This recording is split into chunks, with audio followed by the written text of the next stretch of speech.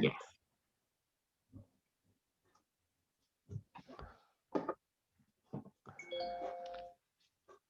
Awesome. Are we live now? Looks like we are live and people are joining. Let me share my screen.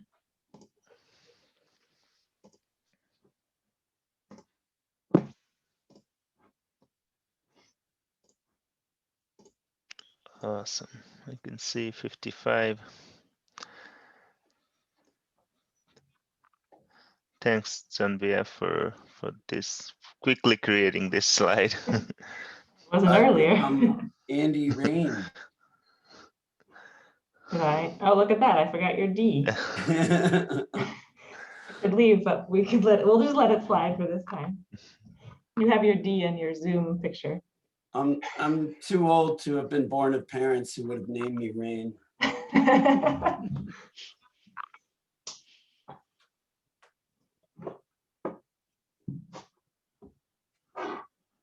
I can no longer see how many people are on, but we had about 260 register. So Okay, It's 81 so far. Yeah, 82. let's give a minute or two to join.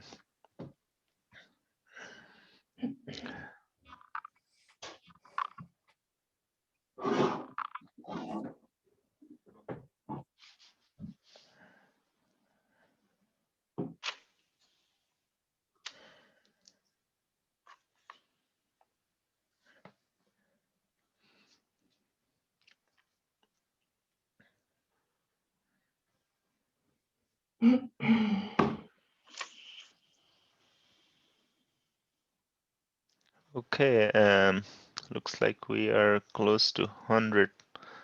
That's exciting. So I'll go ahead and get started. Good afternoon, everyone. Thank you so much for joining us today on the fourth and the last on the series of Southern New England Vegetables Growers Meeting. I am Shuresh Ghimire, Vegetable Extension Specialist at UConn Extension. This webinar series is a combined effort of UMass Extension, URI Extension, and UConn Extension. It's very exciting that more than 250 people have registered, and we are 98 as of now, which is increasing. Today, our topic is high tunnel fertility research update, and we have three great presenters to cover the topic. Some housekeeping before we get started. This webinar is being recorded and will be posted on UMass Extension Vegetable Programs YouTube channel, along with other presentations from last three webinars, and you'll receive the link to it when it is ready. As this is a webinar format, all participants are muted and cameras are turned off. Chat box will be open the entire time where you can put your questions or comment, and we will have time for questions and discussion at the end when you can raise your hand and we can get you unmuted for you to speak up if desired. There is no pesticide recertification credit for this one, for this webinar. That's all the housekeeping. So without any further ado, I would like to welcome our first speaker, Judson Reid from Cornell Cooperative Extension. Judson is a greenhouse and high tunnel specialist who conducts research and extension on greenhouse crops and works with hundreds of growers in New York every year. Today, Judson will talk about calcium and pH in high tunnel soil. Judson, thank you for presenting today, and take it away. Great, thank you, Shuresh, and thank you very much for inviting me today. I've got about a half hour, and so Shuresh, should I budget any Q&A for within that half hour, or are we going to do that all together at the end? Just so I can budget? All together at the end, and Perfect. while we transition from you to Becky, maybe if we have time, maybe answer one question. Sure. Okay, good to know, just so I can try to budget my time. And if at any point my audio is not great, please let me know, and I'll make any adjustments I can. So hello, everyone. I am Judson Reid from Cornell Cooperative Extension in New York State. I do research, as Shuresh mentioned, on high tunnel production. Most of that tends to be with fruiting vegetables, although I do some work on winter nitrogen questions for greens crops, as well as some cover cropping questions. In addition to managing an extension program, I also have managed my own personal commercial high tunnel that you see pictured here with organic inputs for about a decade. Sorry, my phone's ringing. So I'm really looking forward to hear what Becky and Andy have to say as a part of the presentation today. I'm going to challenge everyone here to maybe reconsider how they approach nutrient management in high tunnels, particularly for summer tomato crops. And I chose to speak about calcium. I could just as easily speak about another nutrient such as phosphorus, but I'm going to focus on calcium because I think we don't talk about it as much as we probably should, and in particular how calcium levels affect our pH. And the brief summary of my presentation is that high tunnel soils tend to have too much calcium and too high of a pH. This impairs the nutrient uptake, the yield, and our crop health.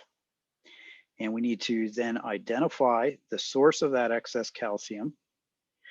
And one of the primary ways to achieve that is through testing, through soil testing, through water testing, testing of our amendments, and then follow-up testing of the foliar nutritional status of the crop. Then we need to implement steps to prevent and manage the accumulation of excess calcium.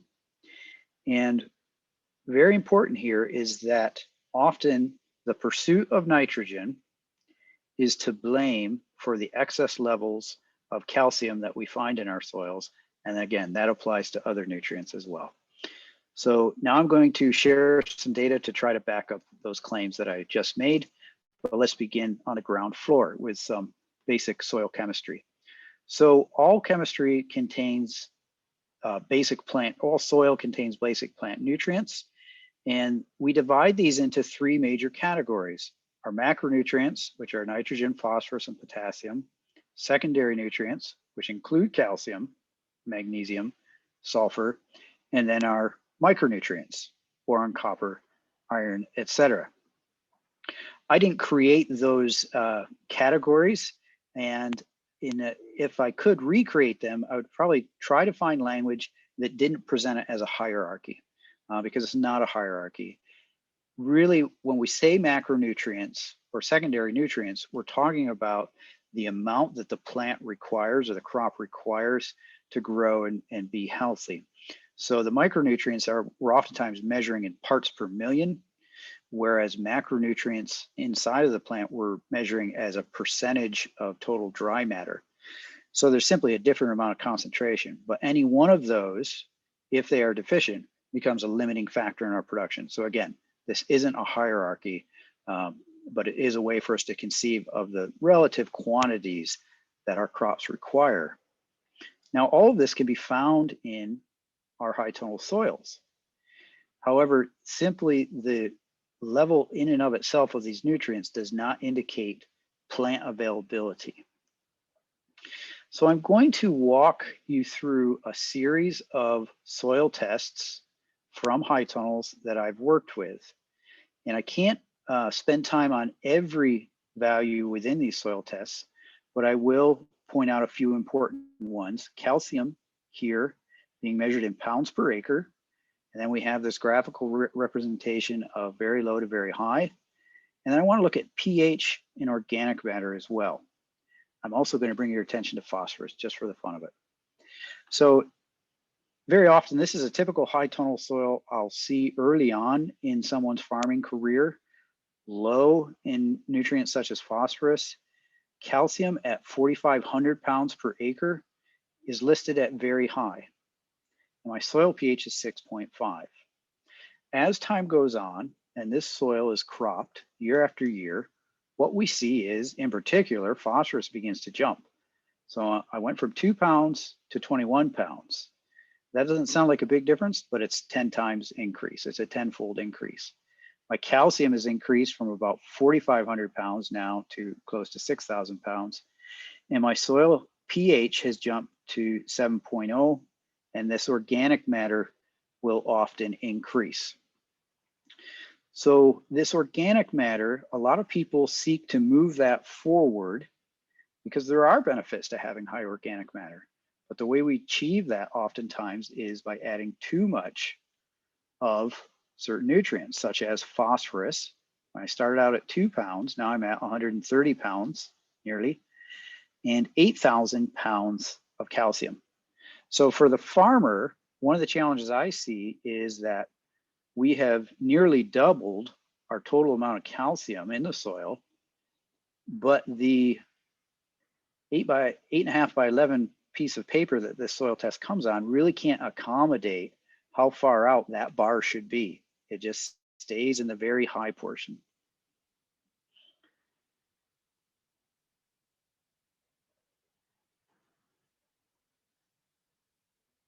Okay, so I am seeing some complaints, Shuresh, about audio. I just want to check in. You say you're hearing me okay? I'm hearing you fine, but sounds Okay. like a couple of people are having trouble. Okay, if they type their address into the chat box, I'll be over later to look at their internet connection and see if I can't work on their router for internet speed. Okay, my soil pH has gone to 7.4 in this test, and let's keep moving forward. Yeah. And now my calcium is at 10,000 pounds per acre. Now remember, I started out around 4,000 pounds. My soil pH is 7.5. My organic matter continues to climb at 7.1. Very common progress in high tunnel soils. And my phosphorus is at 182 pounds.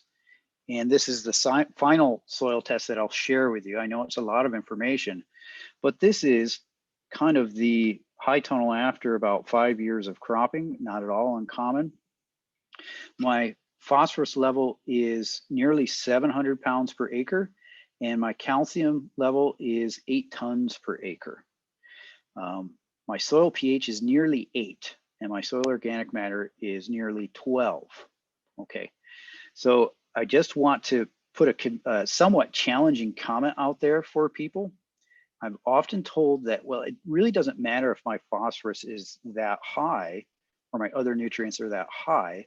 As long as I can balance them all, I can keep nutrients available to the plant. If you were to go back several soil tests, you will see that I was at an optimum to high level at around 20 pounds per acre. I'm now 30 times higher than that optimum level, 30 times. So what other nutrient would you be comfortable with having 30 times more than the recommended value? Would you be comfortable with 30 times the recommended level of nitrogen in your soil? I doubt it.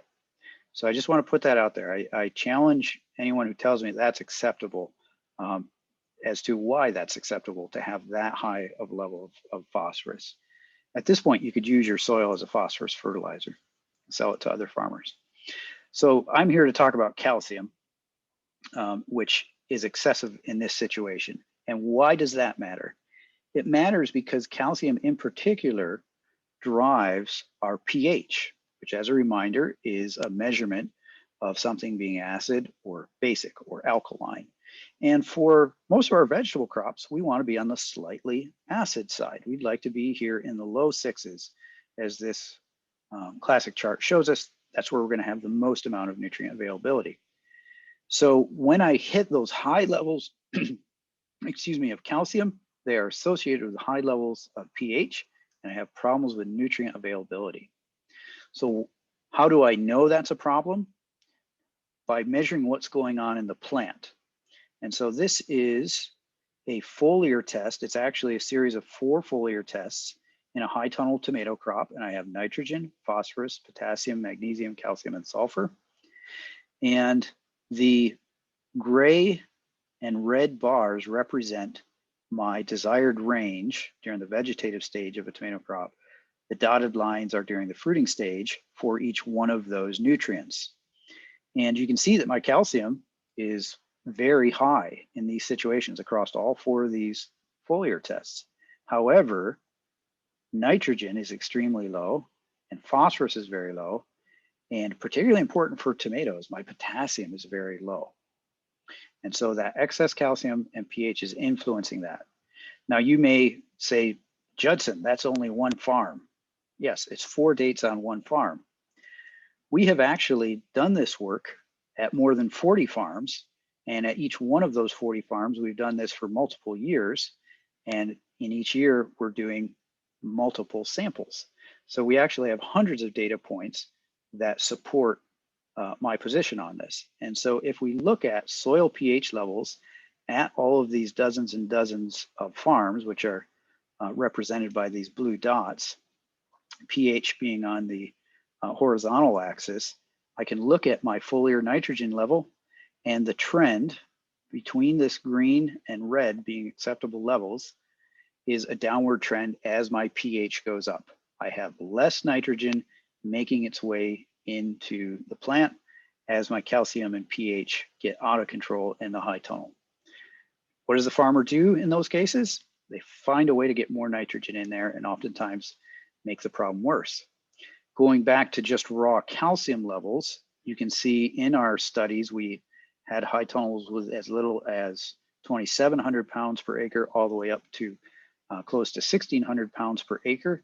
And looking now at foliar potassium, there is a downward trend. As I add calcium to the soil, my plant is taking up less potassium. And again, hundreds of data points are supporting this. I'll share here, I remember a presentation I saw from Becky rang very true with me one time, is that most farms that we're working with are below the desired levels of foliar potassium, regardless of their calcium level. So that's another question we can explore at another time. So how does excess calcium in the soil affect foliar calcium levels? It's also a negative trend. As I increase soil calcium levels, generally foliar calcium levels are going to go down in the crop. However, they are still all excessive. And this is coming at a cost of other nutrient uptakes. Those are a bunch of some of our larger nutrients. Let's take a quick look at a micronutrient. This is manganese. And as all that calcium is driving our soil pH levels across all these farms, what do we see? We see manganese levels going down below acceptable ranges. What does this look like? Well, we begin to see nutrient deficiencies here. We have a potassium deficiency as well as a magnesium deficiency, potassium being this upper leaf and magnesium being the lower leaf. A lot of times we can tell which deficiency we have depending on where that discoloration happens on the plant. And then within the fruit, we start to see a decrease in quality. This is often a result of that potassium deficiency caused by excess calcium. We call this green core or white core.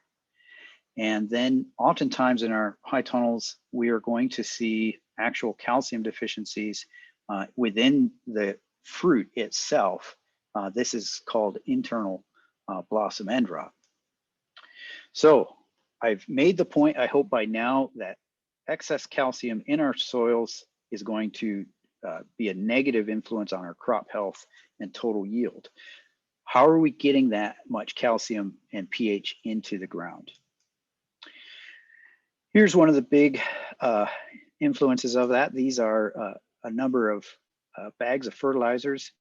I think probably the other extension people on this call have seen this type of site when they struggle not to trip over the fertilizer bags as they enter into the greenhouse or high tunnel. That's usually a bad sign. I can count 10 bags, I think, in this photo. And if I were to turn to my left, then there was probably 4 or 6 liquid products that were also being applied. So fertilizers, conventional or organic, are contributors to this problem, particularly when they contain ground limestone within the fertilizer, or if the fertilizers are heavily nitrate based, they will also influence pH to go upwards. Where else do we find our calcium coming into the greenhouse or high tunnel? If we're adding compost, we are very likely adding calcium as well. We don't know how much unless we test that compost, or whoever we buy that compost from provides us with an analysis. But oftentimes the amount of calcium in this case, it's a composted manure, is going to be 4 times the level of nitrogen. So if I'm using this as a nitrogen source and I need to apply perhaps 100 pounds of nitrogen, I'm probably also putting out 400 pounds of calcium. I'm speaking on a per acre basis, just for uniformity. So I'm over applying calcium as I seek to apply nitrogen or maybe some other nutrient, or just simply trying to improve the physical structure of the soil by increasing the organic matter. So this is a very common source of excess calcium. And then the hidden one, this is kind of the white elephant. I don't know why I say that, but it's the secret source of calcium and pH in our high tunnel soils is our irrigation water. And so my experience is most growers do understand the value and importance of soil testing. They increasingly see value in foliar testing, but there's still room to grow in testing our water. And so that would be something I would ask all of our commercial growers on the line here this afternoon. Do you know your irrigation water pH? Do you know the alkalinity of your irrigation water? Those 2 values are critical in high tunnels because we have excluded precipitation. And so the quality of that irrigation water is much more heightened than it is in outdoor vegetable production. And increasingly, we see that it is driving our calcium and pH upwards. Here is a sample irrigation water test from someone who wanted to get into greenhouse growing, and they shared this with me. And their question was to me, is this water suitable for use as irrigation water quality? And so I'm going to look real quick, not at all the values here, but a couple of them. So one is their pH is 7.3. And so it says right here from the lab, that is a level of concern when it's above 7.0. Alkalinity is, in a sense, a measurement of dissolved lime in our water, represented here as CaCO3 or carbonate. And I'm at 525 parts per million. And this is a level of concern when it's below 30 or above 100. So this water in this sample would be of high concern for someone growing indoors over time. They would in some ways need to change that. So 3 important sources of calcium and pH indoors: fertilizers, composts, and irrigation water.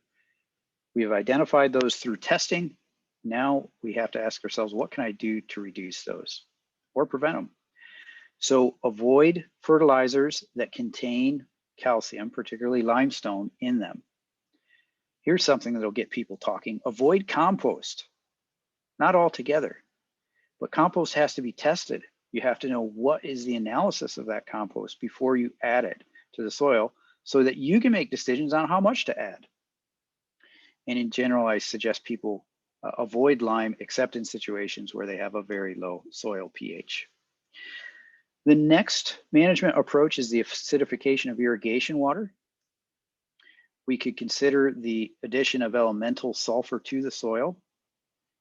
We could add peat moss instead of compost if we want to improve the organic matter while driving down pH. Removing that plastic, that's a great idea. Movable tunnels, that will also help solve some of these problems. And most importantly, we need to stop adding additional calcium in the pursuit of nitrogen. Okay, so I'm going to walk quickly through some of those management steps. If you're not familiar with the idea of acidification yet, I'll share with you that it works on the same principles as fertigation. And this applies to conventional and organic farms. And you'll see here this blue injector. This is a water-powered siphon that will draw whatever is in any one of these buckets up into the siphon itself, and then it dilutes that down, in this case, to a ratio of 1 to 100. So not only can I add crop nutrients to my irrigation water, I can adjust that irrigation water with the addition of an acid. Conventional growers will use sulfuric acid. There are some other acids as well, but I find sulfuric is the most common. And organic growers can use a citric acid. How much to use, that depends on your pH and your alkalinity. And I would suggest that you work with your local extension educator to make those calculations, or a lab that you trust. It's not very complicated. There are online tools that will help you with that as well. But in order to know how much acid you're adding, organic, conventional, you need to know first your pH and your alkalinity. Very important values. This is a shot from my friend's place, Paul and Sandy Arnold, Pleasant Valley Farm in Argyle, New York. And one of the things I've learned from them is the value of adding peat moss on an annual basis. And so as they transition between their summer fruiting vegetables and, pictured here, their winter greens, they will add a number of bales of peat moss to this soil, again, to increase organic matter while not adding calcium. And if anything, peat moss as a naturally acid material is going to help us drop our pH. So this is a great alternative to those composts, which are bringing in so much unneeded calcium. When we're adding that peat moss, we also have the opportunity to add some elemental sulfur, which is a very fine dust, and that will help with our pH. Now, finally, I mentioned that in the pursuit of nitrogen or organic matter, we end up adding too much calcium to our soils. That creates nutrient imbalances in our crop. How can we add nitrogen to this system without those extra nutrients that we don't want? We're currently pursuing the use of cover crops, winter cover crops, in our high tunnels to grow our own nitrogen. If we can use what we have here is a winter grain called triticale, or here a hardy legume. This is field peas. We can use the grain to scavenge nitrogen that's left over in the soil. We can use this legume to fix nitrogen from the atmosphere. I can grow my own nitrogen. So we're several years into a high tunnel crop where we, again, use the winter time to grow our nitrogen. We're doing some research on the use of row covers to boost our total yield. And then we measure the contribution of that cover crop through typical sampling methods and extrapolation. And I'll share with you our results.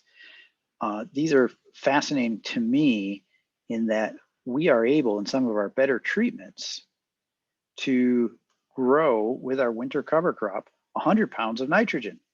Now, I'm not saying that 100 pounds of nitrogen is immediately available, but it is in the biomass of that cover crop, and over time, hopefully, will be a source of nutrients to our summer fruiting vegetables. And I do that now without adding any calcium or adding any phosphorus or throwing my pH out of whack. So this is an exciting opportunity for me. I recognize that it doesn't fit for everyone, particularly if you're growing winter vegetables. But I would also ask, how sustainable is it to crop 12 months of the year? Is that healthy for the soil? So in conclusion, high tunnels accumulate calcium that drives pH and crop nutrient imbalances, and that reduces our yield. First thing we need to do is test our soil, our water, and our inputs. And when I say inputs, I mean compost and I mean fertilizers. We're then going to acidify the soil and water as we need to with acid injection, elemental sulfur, peat moss, and we're going to pursue non-calcium sources of nitrogen. So we're going to avoid those high calcium composts or limestone-based products or fertilizers. Cover crops have a potential here, and precipitation is your friend. Snow and rain are fantastic for our soils. So any way we can get snow and rain in those high tunnels, that's great. This is my cooperator, Caitlin Tucker, part of the Cornell Vegetable Program, who does so much of the work. And that's me, my email, my phone number. More than welcome to reach out to me. I need you to smash that like button and follow me on the social medias. I've got a Facebook account or two and a Twitter account. And I'd highly encourage you to follow me there if you're interested in these subjects. Okay, Shuresh, that was my song and Thanks dance. thanks so much, Judson, for the great presentation. A very quick question about using high tunnel water, the rain, harvesting rain to use in the high tunnel. Can you talk about that? I think there are food safety issues in using the rainwater. Yes. And I'm not a food safety expert by any means, so I guess I won't speak to the food safety aspect of that. I think there's probably other people who know more about that than I do, but I will say that rainwater is generally lower in these values of concern, the alkalinity and pH, than groundwater. And so groundwater in particular is the biggest culprit here. So in other words, wells. If you have a well, that's generally where you're going to find the highest pH and calcium levels compared to rainwater or pond water, or even for that matter, municipal water. Well water tends to be the worst. If you do use municipal water, you should be able to get a report on the quality of that water, which would include the pH and alkalinity. Otherwise, get that test done. Thank you. Another quick question about how aragonite, a form of calcium, affect pH. How aragonite affects the pH as a form of calcium? Is that the question, Shuresh? Yeah. Yep. I can't speak to that. I don't have any experience with that.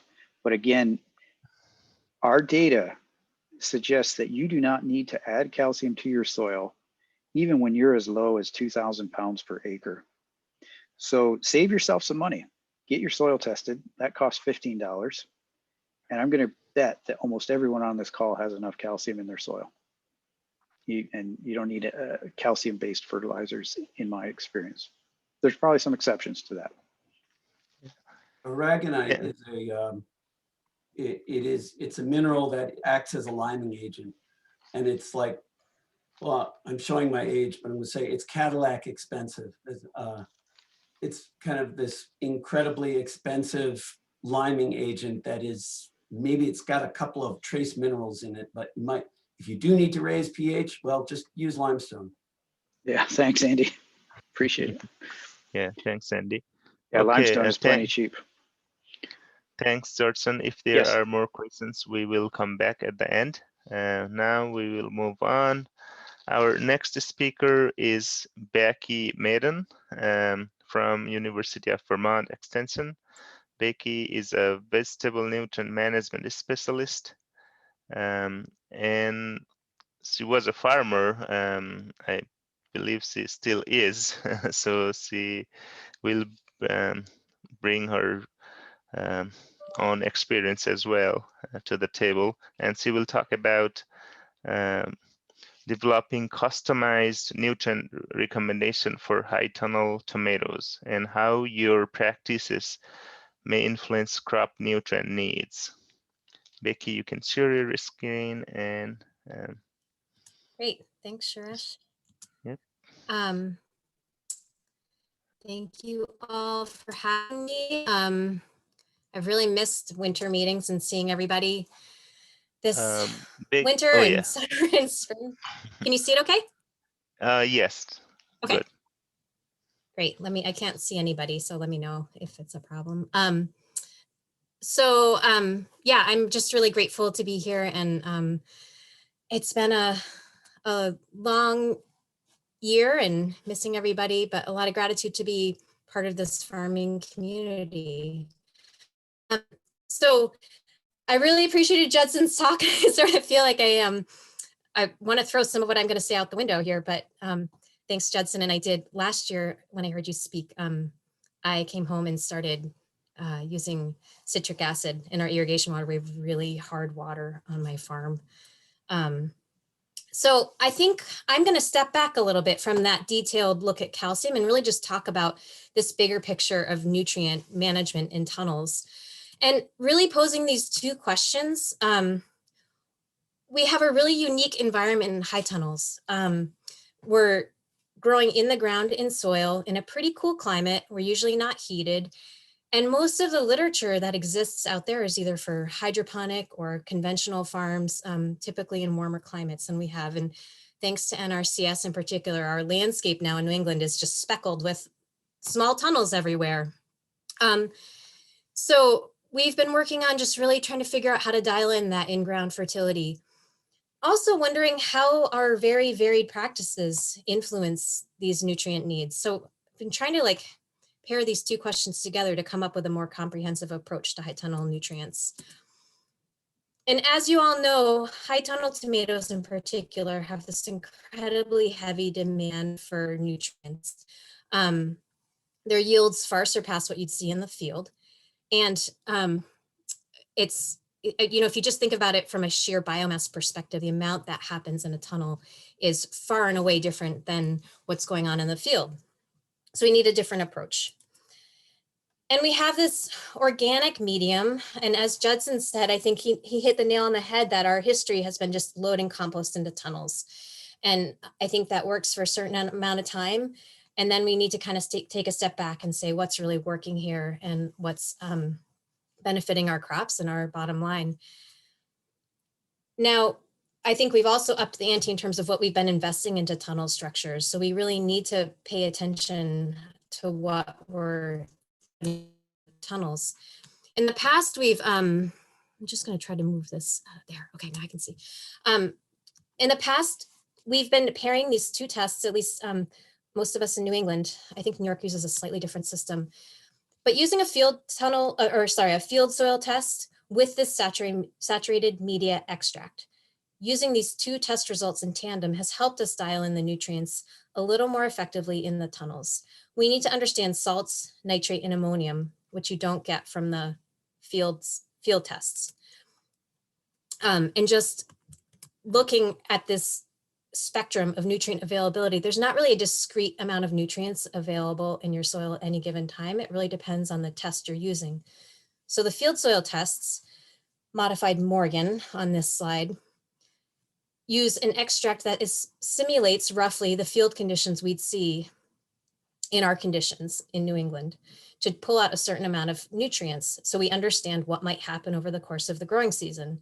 Saturated media simulates the conditions of adding water into a medium, like in a potting soil. That's the test you'd use to know what is going to be extracted when you're adding water repeatedly to a potting soil. So the high tunnel somewhere in between these two things, right? We've got a controlled environment. We're adding water discreetly, like in our drip tape, but we also have kind of a field-based soil. So if we use these two test results, we get a little closer to understanding the nutrient needs of the crops. We also have these tissue analyses we can use to understand what the crop is actually taking up. So these are the three tools we're working with. And I'd say it's still a little clunky, but we're getting there in terms of understanding how to improve the recommendations. The foundation for the work we're doing now came from this 2018 study that many people presenting today were a part of. I know Andy was a big part of it and UMass team.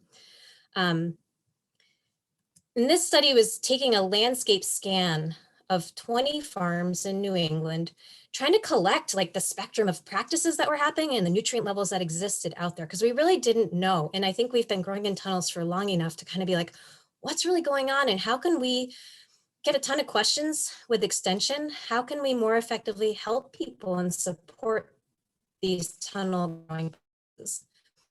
And for the purposes of today's talk, the big thing that came out of this was this, this fact sheet that's online at this address with some great practice recommendations to help improve your yield. The other big take home was this. It's not just a one size fits all nutrient recommendation. In the past, you would plug tomatoes into your soil test and get back a recommendation. Now we understand that biomass expectations or Becky, yield goals really. Becky, sorry for Yeah. interruptions. Maybe if you turn off your video, that will help with bandwidth, because you are sometimes your voice is interrupted. Okay, sorry. I hope that's better. Yeah, it's better now. Yep. Okay, apologies. Living in the sticks during COVID is pretty awesome for all of this. So understanding that our nutrient applications should be tailored to our yield expectations. And who wants a low yield? Nobody. What we're talking about here is a smaller crop, or a crop that's going to be harvested or in the ground for a shorter period of time. So a low yielding tomato crop might be a determinate tomato that you're harvesting from for like 4 weeks and then you're done. On the opposite end of the spectrum, the high yield is an indeterminate hybrid that might be in a heated tunnel and you're harvesting from, April or May right through October. And the demands on that crop are incredible. And Bruce Hoskins up at UMaine has collaborated a lot on this project. He really pulled these numbers together, and he's using these recommendations in his in what he sends back to farms. So I think about this in terms of like my freshman year of college, when I lived next door to the football players and they got like the extra meal tickets that they could use at the dining hall. And I was like, why do these guys get 2 extra free meals a day? Because they're burning all these extra calories and they have a high expectation on them by their coach and by the university, just like we expect a lot more out of these high yielding tomatoes. Likewise, potassium. And I think if you take nothing else out of there, it's to reiterate what Judson said, which is we're really finding that you almost can't have too much potassium in a tunnel. And if you look at some of these levels on a per acre basis, it's really quite incredible what the tomatoes are demanding. And again, this being in line with a yield goal. And phosphorus as well. I also rarely see a need for phosphorus in a tunnel, especially when that's been in production for a certain number of years, but we do pay attention to it as an important macronutrient.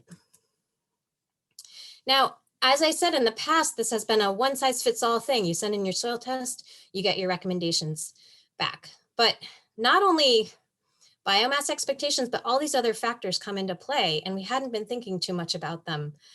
And we're trying to look at how these practices account for things.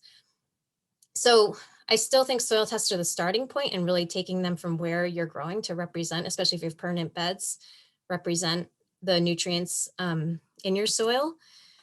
And again, using these biomass expectations as your proxy for what your yield goal is.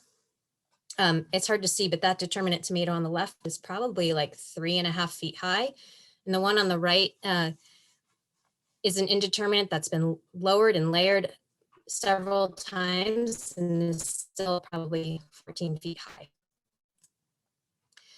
Now we also have to think about the tunnels things are going into, and we have such a diversity of tunnels. This one, you can't get a lot of biomass in this tunnel. It's short, it's small, it tends to be cooler. But now we're seeing growers put up tunnels like this, a beautiful harnois with an automated ridge vent, and the tunnels can go bonkers in there. But we also need to make sure that this grower is adding the appropriate number of nutrients to really generate the revenue they need to cover the cost of this tunnel. More typically, we see something like this, a 30 by 90. You can grow a really nice tall crop in there, but there's no heat, there's no real bells and whistles in typical planting scenario. So we've been working on this study for a year now, And what I'm going to talk about today are really just some preliminary findings and thoughts. I'm excited for next year when we have our data and can analyze it a little more thoroughly. But our goals of this study were to really implement these 2018 recommendations and see if they're working. To also utilize this concept of an intake form to help the farmers inform us about what they're expecting from their tunnel. Utilize the tissue analysis, and most importantly is to track yields and understand if at the end of the day these are working and paying off, because really that's where, you know, the rubber meets the road with this stuff, is making sure that farms do well. We had about 88 tunnels with 44 farms in 2020, and 5 of those farms we visited every month. You know, the on-farm study is challenging, especially this year. So our report back isn't great so far. I'm still collecting data from 2020, but anecdotally, a lot of people said they were had great crops, yields. To give a snapshot of what we did see, transplant date varies a lot. And a lot of this backs up what we found in 2018 as well. Different mulches used on the ground, that makes a difference in nutrients. This kind of cracks me up in terms of sharing how an on-farm study goes when we ask people to only have their study area be indeterminate red hybrids, and this is the response we got. But varieties make a huge difference in terms of yield and performance and nutrient demands. And then heat. So we can really modify the growing environment by adding heat. Drip lines was something that really we started to pay more attention to after the 2018 study, realizing that a lot of people are only putting 1 or maybe 2 drip lines on their beds, and especially on drier soils, having more than 2, you know, possibly 4 really makes a huge difference. So, you know, if you're somebody who has 1 or 2, I'd say this year, really pay attention and get your fingers in the soil where those feeder roots are in the tomatoes and see how it feels. I think it doesn't hurt to put in extra if you can, and if you have the water pressure, and it can make a big difference. And grafting obviously makes a big difference. Again, that football player who gets the extra meals is going to be a grafted tomato. They just put out a ton more biomass and really crank out the tomatoes. So now,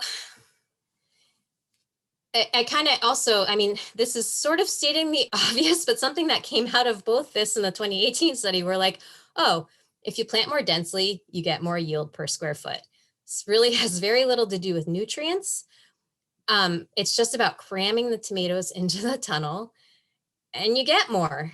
So we found that people who planted, you know, around 2 square feet, so that's the brown line there, or reddish brown line, is square feet per liter or stem. So we're trying to negate the, you know, whether it's a single or double liter. So per stem, the square footage, and then the gray line is the yield per square foot of tomatoes. So the more densely they planted, the more yield they got. The further apart the plants were, the lower the yields were. So I'd say the take home is, if you're not planting densely and you feel like you have decent disease management in your tunnel, you know, pretty good ventilation and airflow, try planting a few rows more closely and see what happens. And that can just really, you know, generate more revenue for you. And this is typically what, you know, kind of the literature suggests for greenhouses and field. Now, this reflects a little bit more of the nutrient picture, is what are we getting per liter on a purely per liter basis, having nothing to do with square footage. You can see farm 1 crushes it. And this probably does have more to do with nutrients and other cultural practices. I left the square footage on there just to see if there's any relationship, if, you know, having more or less space mattered on a per liter basis. And I don't think it does, but just to show that there's 2 different things we're looking at here. One is how the plants are doing, and the other is just the cultural practices.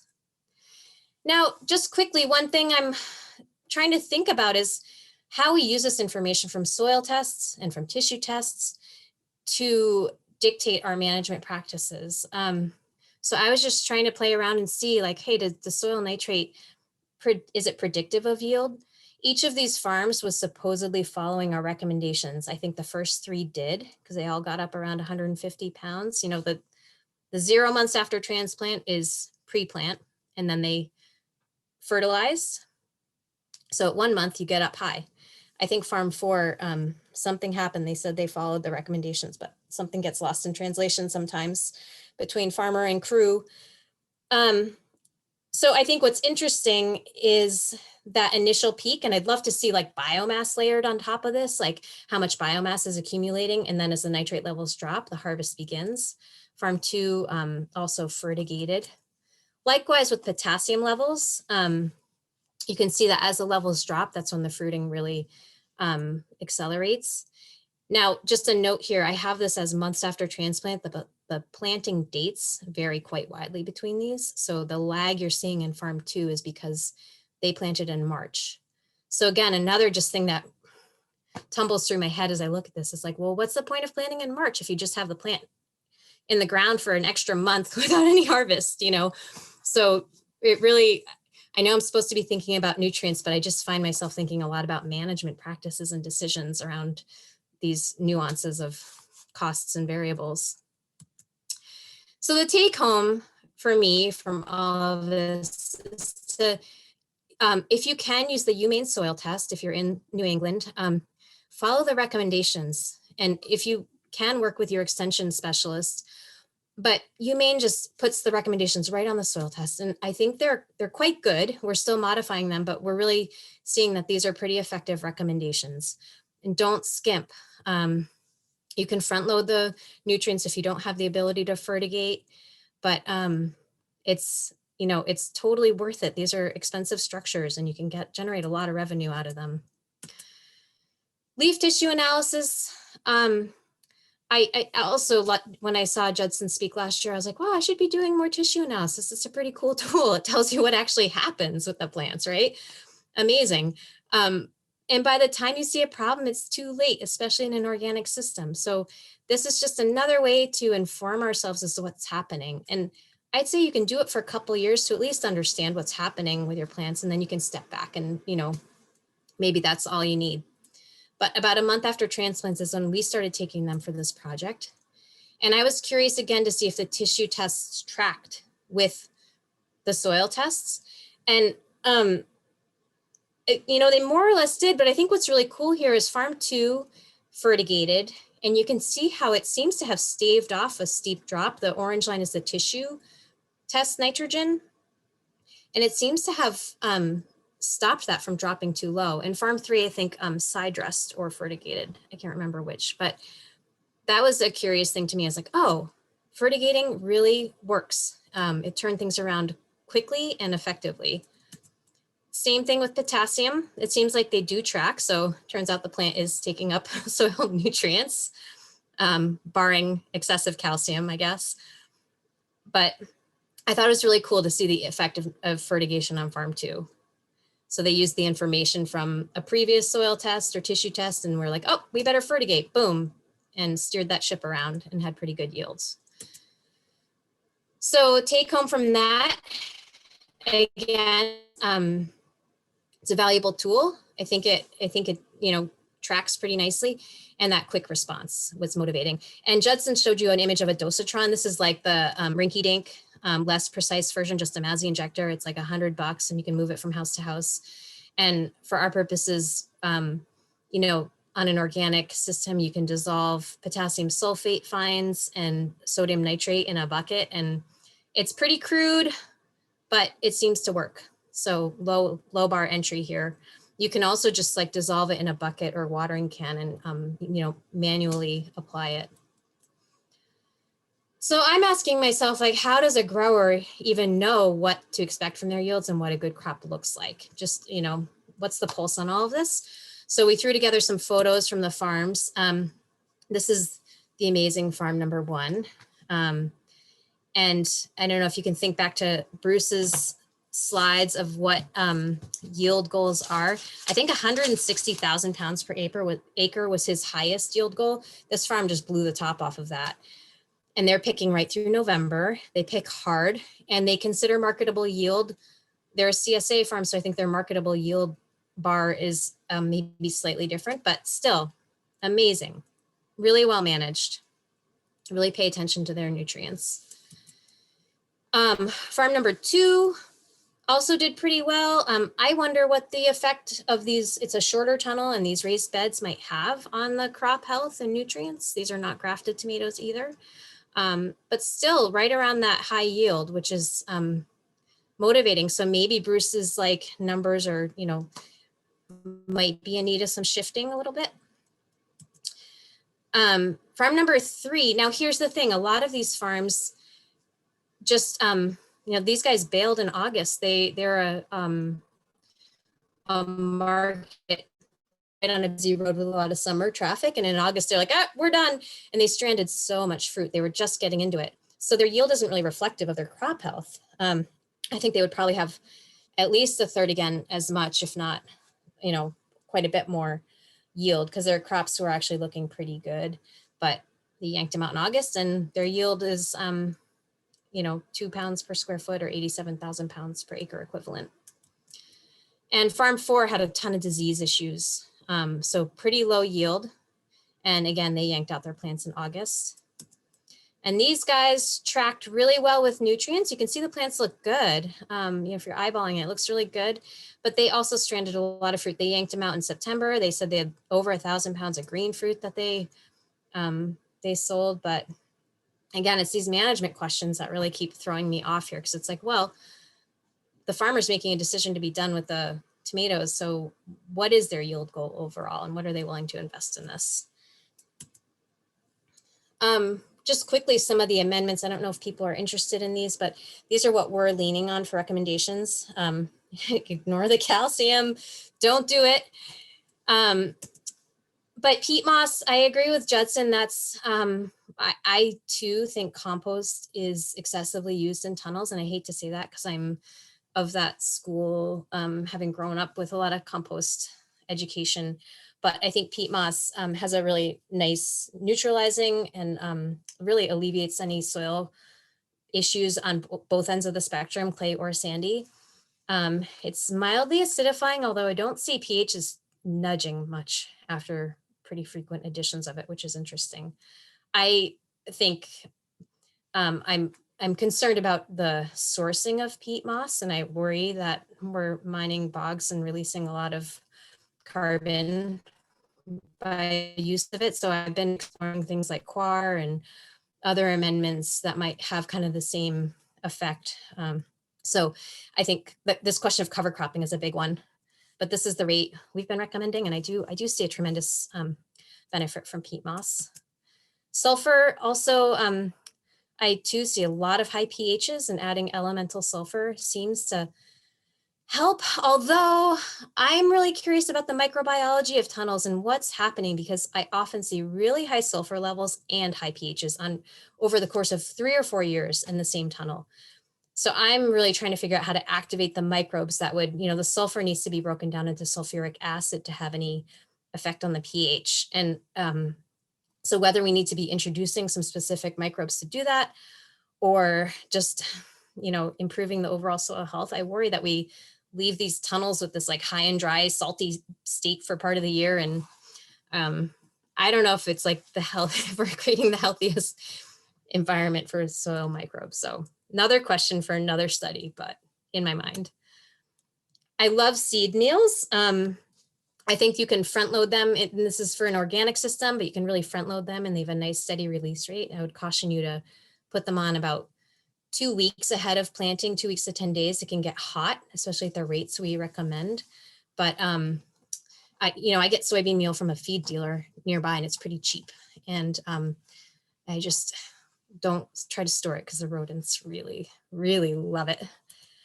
And this is the sodium nitrate for dissolving, for fertigating. It does add salt. We have a lot of salt problems, high salt problems in tunnels, but it's kind of the go-to for an affordable organic fertigation amendment. You can buy some soluble amendments that are organic more and more now, but less, they tend to be a lot more expensive. And of course, there's a lot of great conventional soluble fertilizers. Bone char, if you do need phosphorus. And I really love these potassium sulfate fines. They're quickly dissolvable. So you can use them in a fertigation situation. They just like melt in a bucket in the water. But I also recommend using them as the pre-plant potassium. They become quickly available and you just don't get a lot of leaching in a tunnel unless you're overwatering. So I think they're a good choice if you can. If you do need calcium, I recommend gypsum because I think it doesn't change pH. Judson can correct me on that one. Nope, you're right on, Becky. Okay, thanks. And Epsom salts, likewise, would not change the pH if you need magnesium. And of course, there's a million other things that can go wrong in a tunnel. We, had powdery mildew, which is the photo on the upper right several years ago. Botrytis was a big one this year. That's the lower right. Our favorite little worms there on the bottom. Shouldering, cracking, diseases. So just to get you guys all excited about the growing season ahead, so many things can go wrong. It's amazing, but there's ways we can help. So airflow and humidity, I think is like the number one thing, whatever ways, if you're in just a regular tunnel, just popping that, butterfly vent open, like my husband just sometimes freaks out and cuts like a triangle of plastic off the top corner and then tapes it back in the winter. I mean, there's some really like very simple, low budget ways to get ventilation in there. This irrigation thing again, and good cultural management, pruning, lower leaf removal, keep that airflow moving. And these are the recommendations that came out of the 2018 study, but I think they're really great. I actually don't, after this year of research, don't have a ton to add to these. I'm excited for the second year of data. If anyone on this call wants to join the study, you can get in touch with me. And I think that's it. My email address is there if you want to contact me. That's it. Any questions?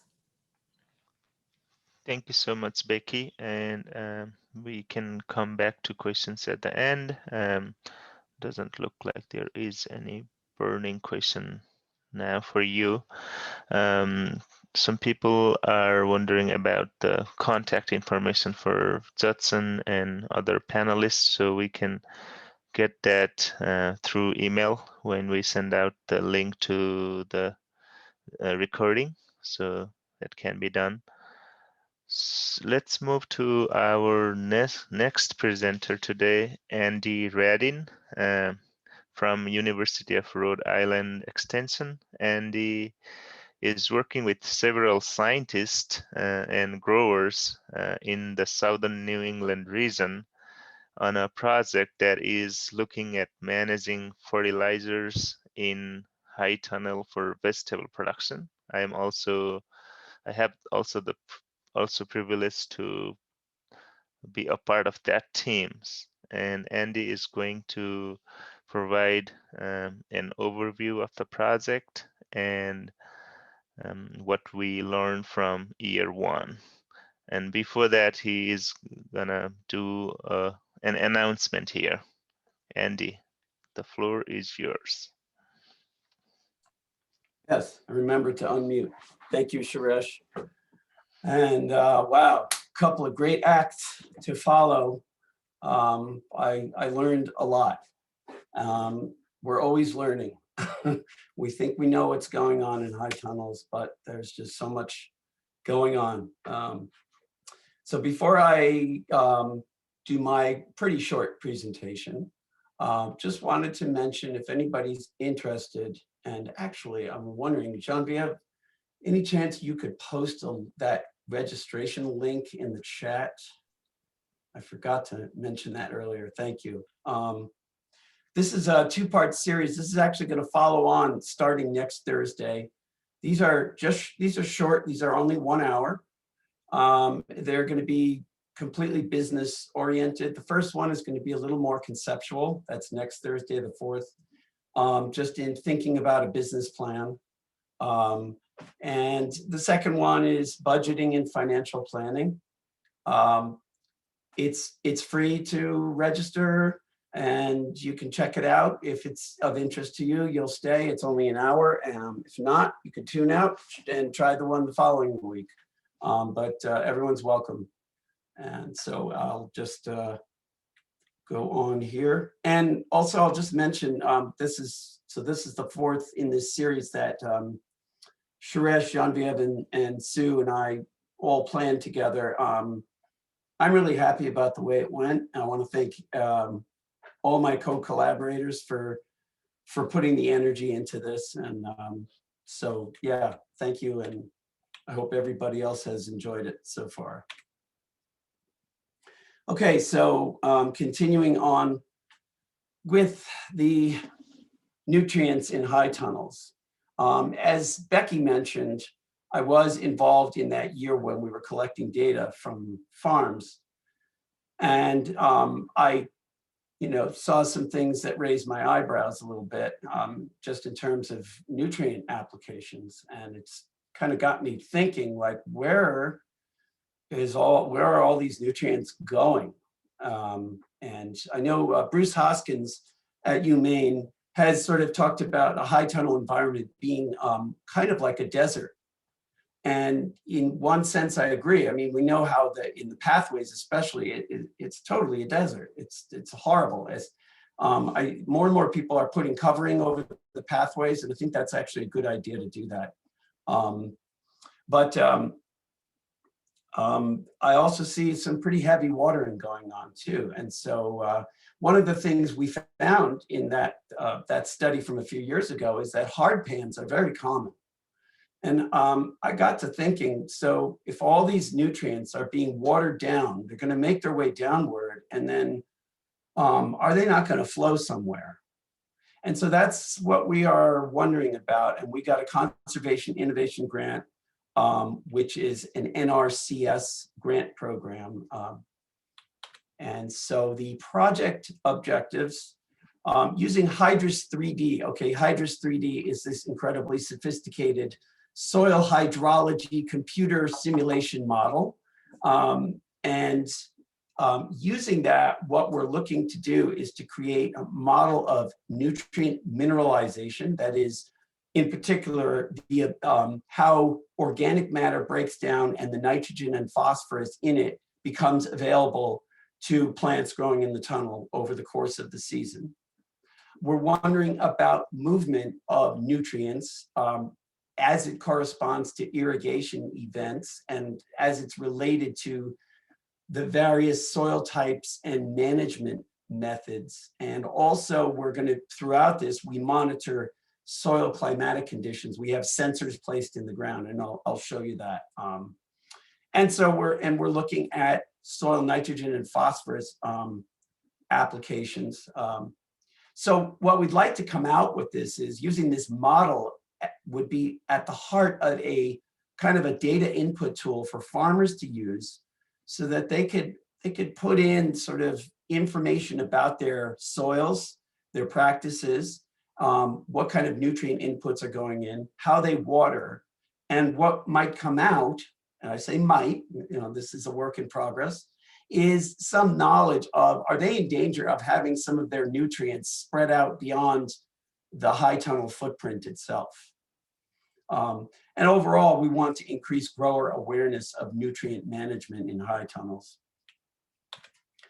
So we're working with 5 farms, and some of this, Becky showed very nicely, but I just want to reiterate, every high tunnel is a different world. Everybody manages differently. We've got 5 farms showing right here, we're in our study, various growth forms, various types of tomatoes, different plant densities, different stem densities, different pruning systems, different drip tapes per row, as Becky mentioned. We've got 2, 4, 1, 1, and 2. Different drip tape specs. And as also Becky mentioned, different mulch materials. And in some houses, the rows are the pathways are covered, and in some houses, the pathways are not covered. This affects soil temperature. It can affect water movement. And this is also, now here's some soil tests. Also, Becky showed some things. Actually, it was Judson, I think, who showed some of this. Interestingly, most of our tunnels here are in an okay range. They're a little edging up. And interestingly, this one that's at 7 has been in production by far the longest. I also want to draw your attention to the fact that actually this farm too here, there's some very high numbers right down the line here. Notice we've been using UConn soil test lab, and they basically, the meter gets pinned at 4,000 parts per million, or 4,000 pounds per acre for calcium. I noticed Judson had actual real readings all the way up into like the 11,000s. It's entirely possible that a few of these places have that level of calcium. Also notice the magnesium is pretty up there. Phosphorus is all over the board. And we have soil textures here. Most of these are fairly sandy, except for one of them here, which is kind of a silty loam sort of thing. Organic matter levels, one is quite high. And my understanding is this is really actually pretty common in a lot of the tunnels in Vermont.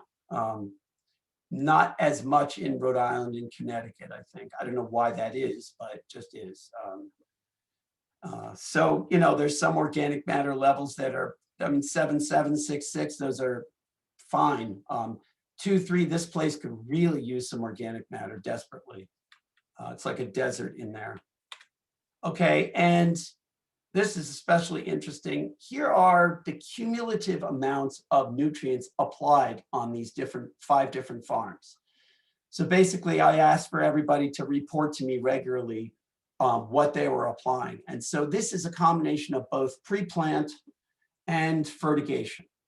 I think there was one farm that really barely fertigated at all. But you'll notice this farm, these 2 farms have some pretty heavy duty nitrogen additions. And it was actually numbers like this. Actually, one number I saw when I was involved in that study a few years ago, where I was reporting numbers, was over 1,000, actually over 900 pounds per acre of nitrogen. That's what really tipped me off to wondering about what's going on here. And then also you'll notice the potassium is kind of all over the board. I will say that in these 2 tunnels, I really wasn't seeing much ripening disorders at all as compared to these other ones. So that's just anecdotal. I wasn't collecting data on that, nor were we collecting any yield data. Also notice this farm here was applying 2,700 pounds per acre of calcium when they were already probably well over 4,000 pounds per acre. So maybe we need to, you know, think about some of these applications. Okay, so why are we studying this? So we've got resource concerns, particularly with the nitrogen and the phosphorus. So a lot of times, unbeknownst to growers, more than likely, there's far more nitrogen that's mineralizing over the course of the summer than people even realize. You know, people are often fertigating over the course of the summer, but in some of these tunnels that have 10, 12, 15% organic matter, there's always going to be some nitrogen mineralizing and phosphorus. And so we're actually collecting soil samples. I'll show you some pictures in a minute, but we're collecting soil samples throughout the summer to try to develop a model of mineralization. So a lot of aggressive amending with compost leads to build up a potentially mineralizable N, along with, as what Judson mentioned, a lot of calcium and a lot of phosphorus too. You know, that's why often we're getting very high levels of phosphorus in these tunnels. And then, you know, we're getting also in some tunnels where they use synthetics, they're applying water soluble. And so you're getting water soluble nutrients. Where are they going? It's not uncommon in my own experience to see tunnels that are sited where the water table is quite shallow or very close to drainage ways. That's a resource concern. We don't want a flow of nutrients going into these waterways. Watering, I have seen, is commonly done on timers, and soil moisture is assessed infrequently, if at all. So, I mean, I don't know what other people's experience with that is, but I see that a lot. And as I mentioned before, hard pans are common. So this is setting up a potential for kind of lateral sideways flow out the sides of the footprint of the high tunnel. So what are we actually doing out there? Sticking a lot of things in the ground. So I'll start with the picture on the right here. This is a climate sensing device, which we install 6 of these in every tunnel. We install 2 of them at just above where the hard pan is located, and 4 of them halfway to the surface. And we're monitoring temperature and moisture content primarily. This measures some electrical conductivity as well. And this is logging data every hour. So we're able to kind of get pretty much a continuous monitoring of temperature and moisture. And of course, after an irrigation event, the moisture will spike. So we'll know when those irrigation events took place. But also what we're doing is we're using an inline kind of a monitor here. This will tell us on a data logging device when the water was turned on and when the water was turned off. So we'll know the duration of the watering. Then when we combine that with the drip tape specs, we can actually estimate the actual amounts of water applied at each irrigation event. We're also putting in every month 6 of these soil cores. This is 3-inch PVC pipe with a cap on it. And we're sinking these down about 8 inches.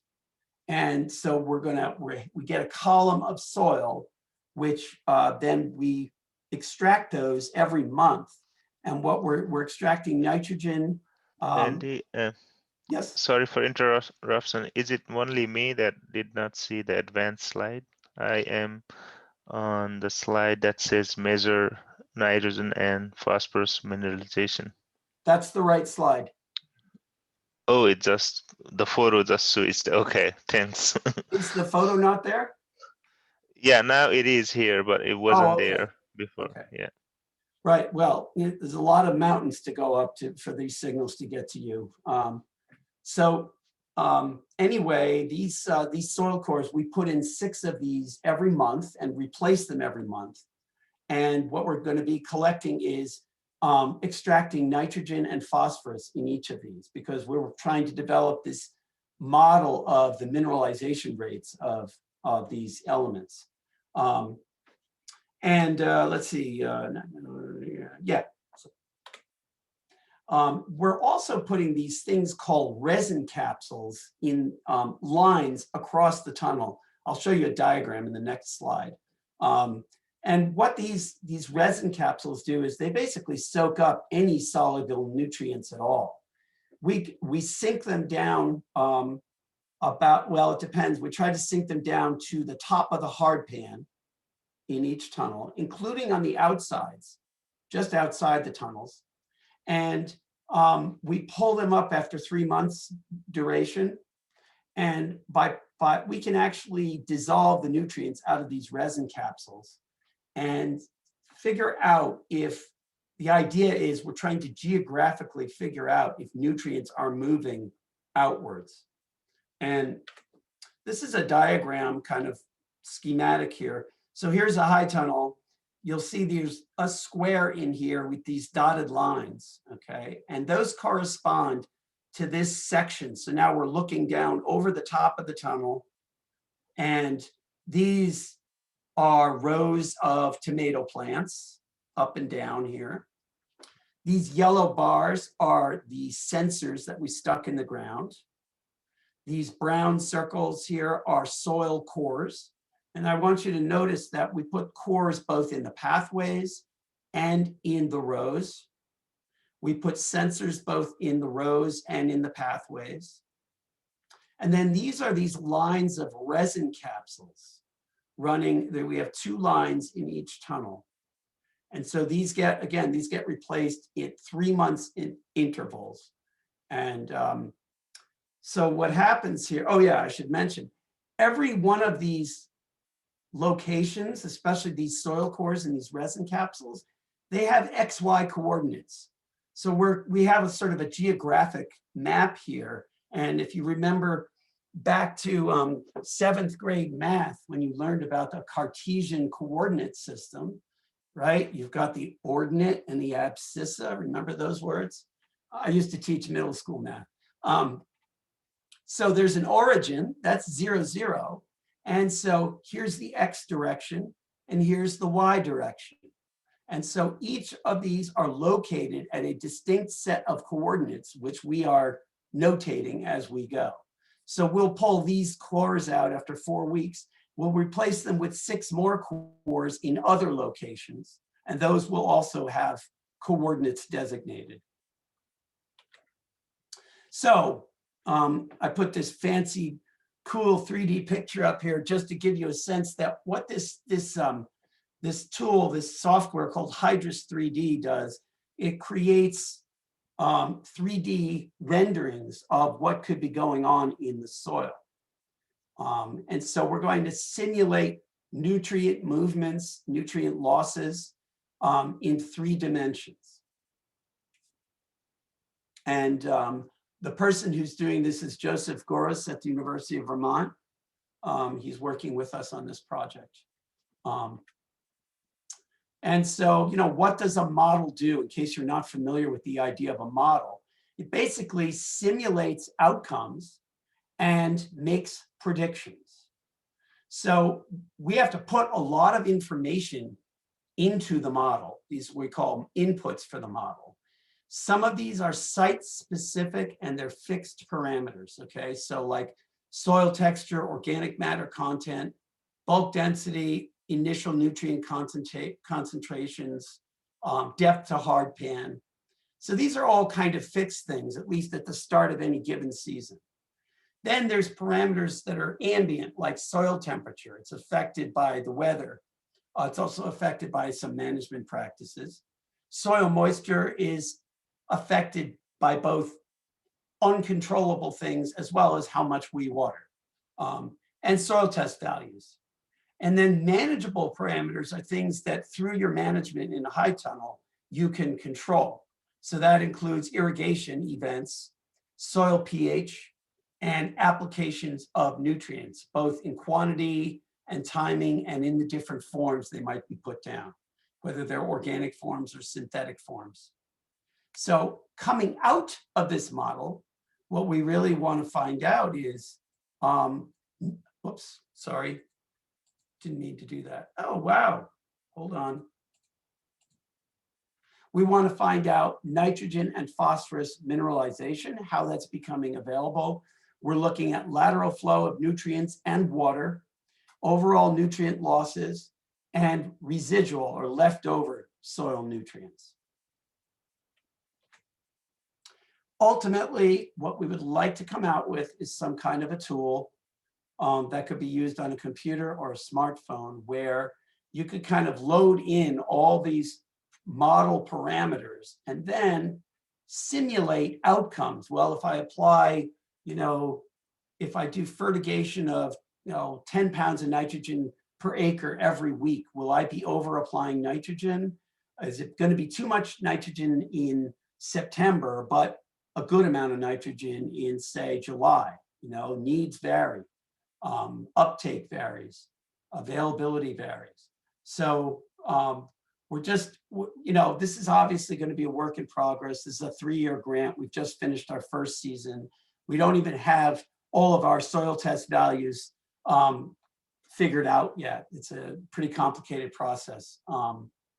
So what we'd like to see is over time, nutrient requirements could be customized to individual tunnels at individual sites. And by running simulations. So that's what this modeling is all about. Whoops.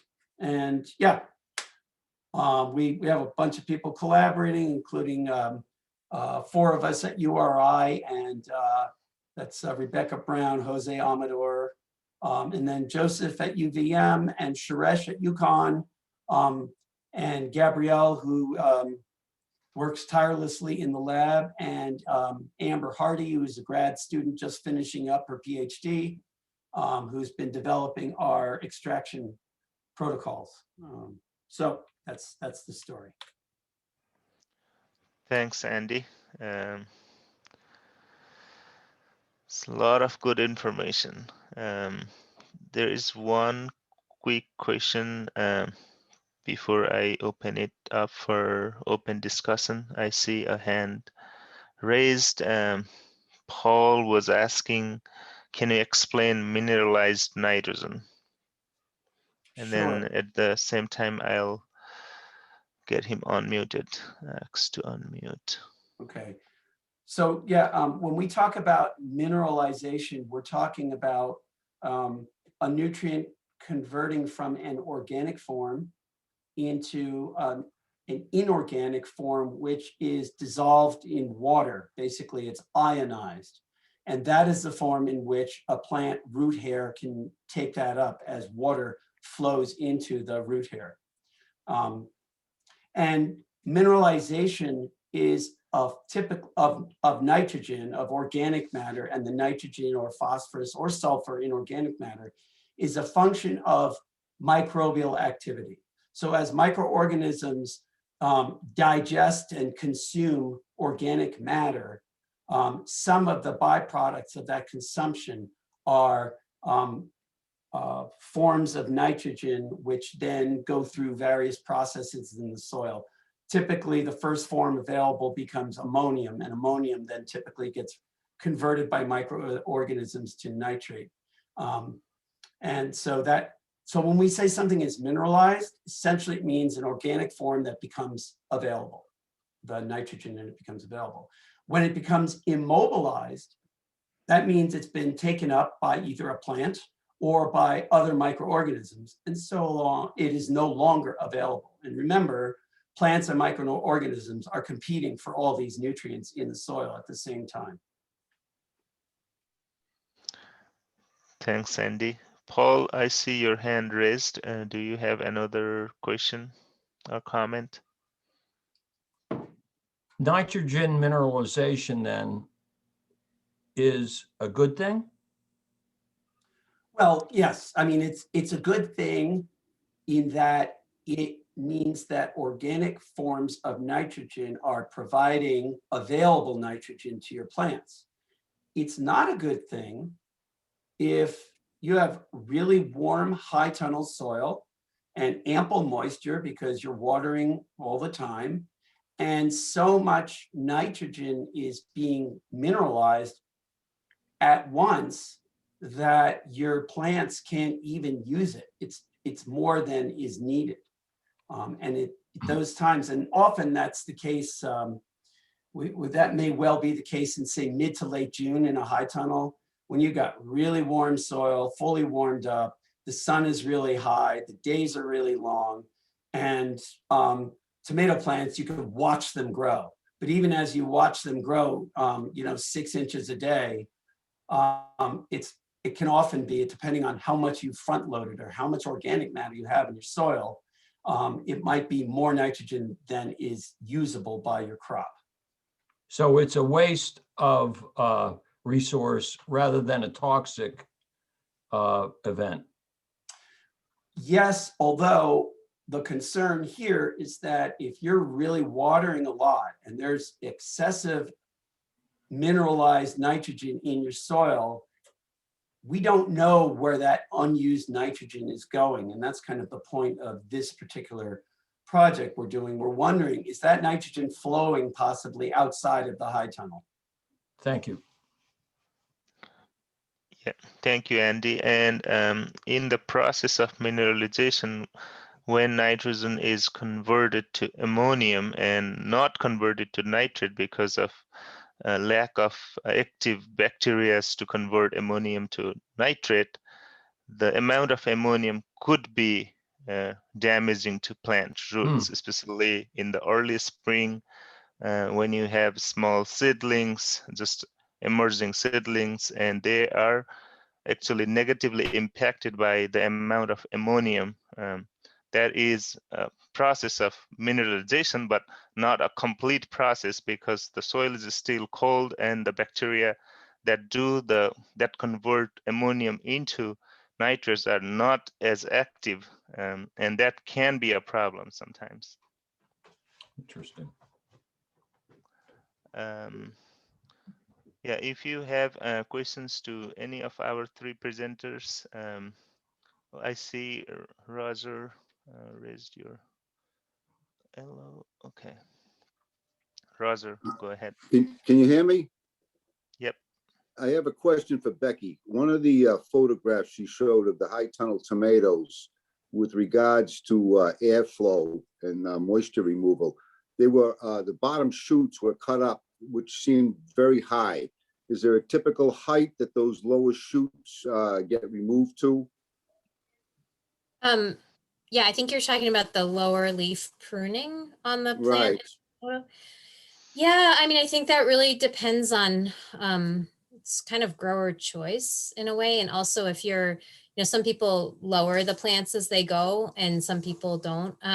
But typically I think the rule of thumb is to strip them right up to the fruiting cluster that you're picking. I don't know if that sounds right to other people, but that's kind of my rule of thumb, and never to take more than like 5 leaves at a time, especially when the plants are young. You don't want to pull off more than 10% of the leaves for sure, but I usually say like 5 to 8 leaves max.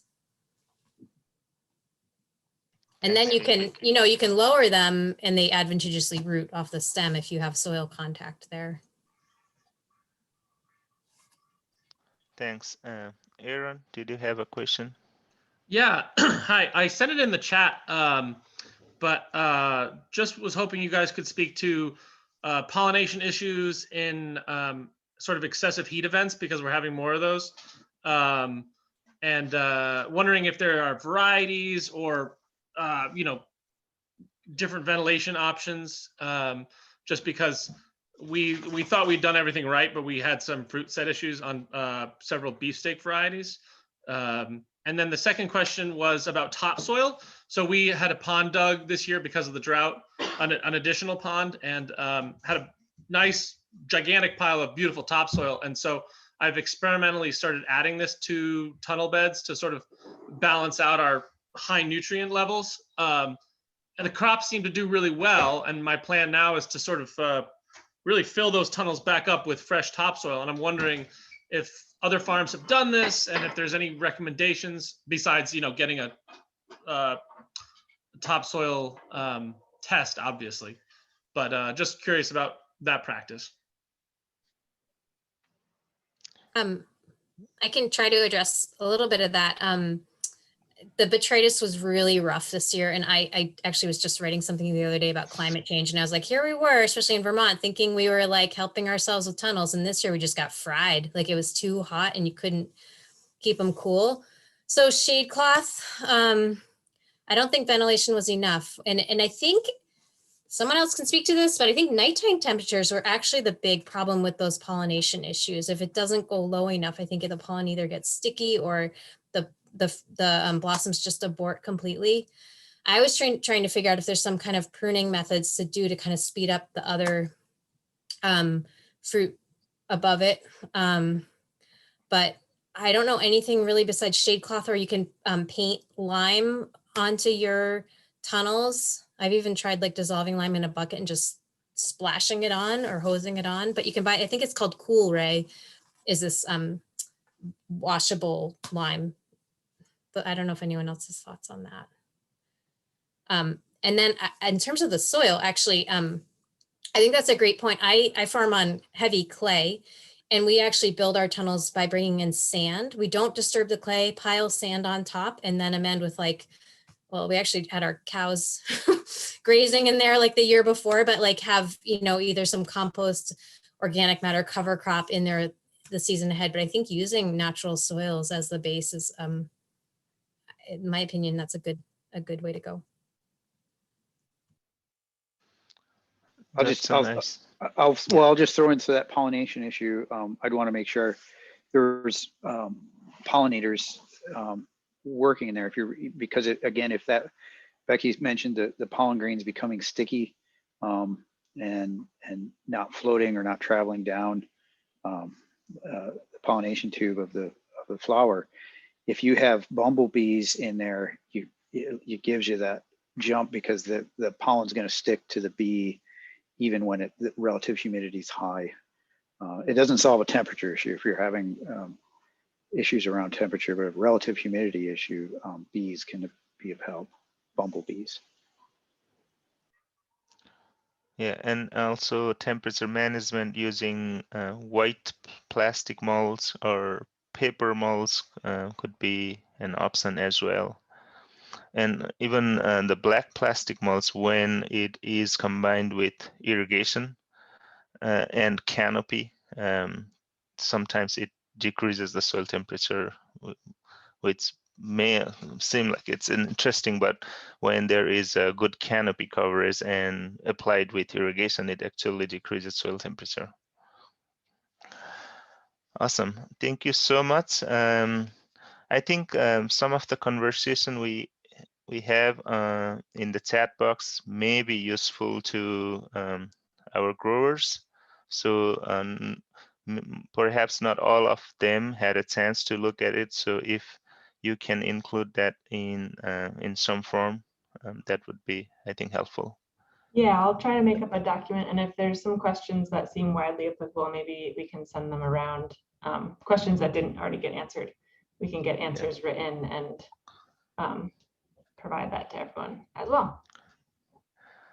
Awesome, and thanks so much for all the attendees, and a special thanks to our presenters today. And this is the end of our 4-part series, but as Andy mentioned, there are 2 coming up on a slightly different topic. So, and again, this is being recorded, and you'll get a link to this. With that, I would like to wrap up this meeting today. And again, a big thanks to Sue, Genevieve, Andy for working together and organizing this event. I think it went well, and growers found it useful. And thanks to all the presenters for today as well. I wish we could all now just go out and drink some beers and I know keep chatting about this. Yeah. Next year. Okay. All right. Good All luck. right. Yeah. Thanks, Yeah. everybody. It's Get been through this and fun. we'll do that. Great shows, See everyone. you. Thank you. Likewise, a lot of respect. I know. Bye-bye.